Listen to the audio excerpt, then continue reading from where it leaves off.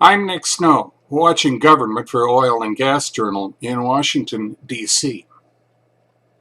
Many state air quality agencies said they would appreciate better implementation direction before the U.S. Environmental Protection Agency said on October 1st that it was reducing allowable ground level ozone limits from 75 parts per billion to 70 ppb.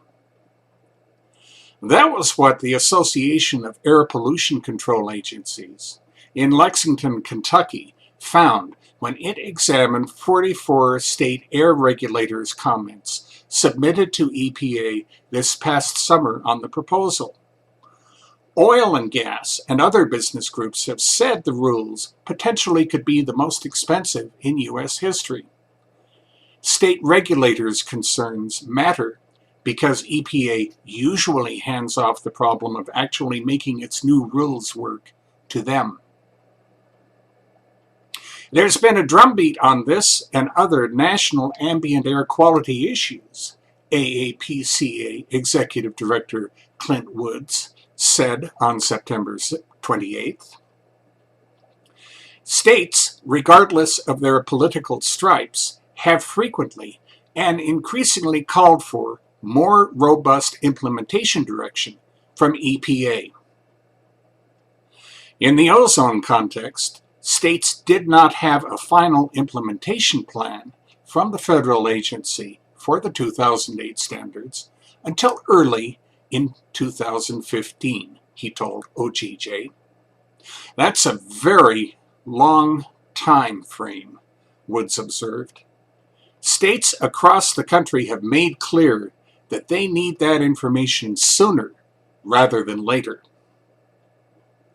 Of the 44 responses, roughly three-quarters said they were concerned about timely implementation rules from EPA under a revised standard, referring to delays for 2008 rules implementation instructions and truncated requirements for state and local agencies.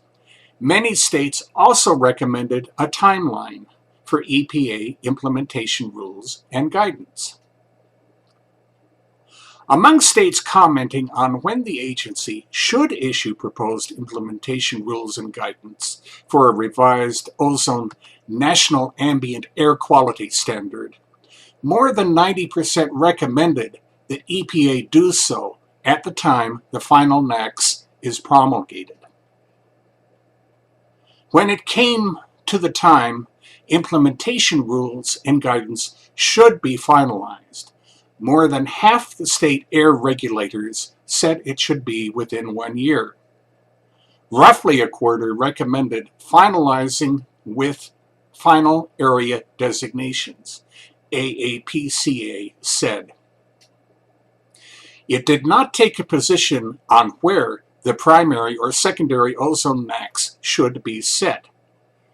AAPCA noted, however, that E&E News reported on April 23rd that EPA Acting Assistant Administrator for Air and Radiation, Janet McCabe, said at a Clean Air Act Advisory Committee meeting, "I'm not sure that we can meet everybody's, or some people's, expectations that we have an implementation rule ready when the final rule goes out.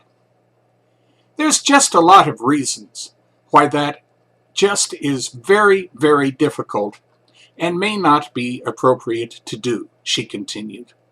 "We are trying to provide guidance and rules in as timely a way as possible." That's Watching Government for this week. In Washington, I'm Nick Snow for Oil and Gas Journal.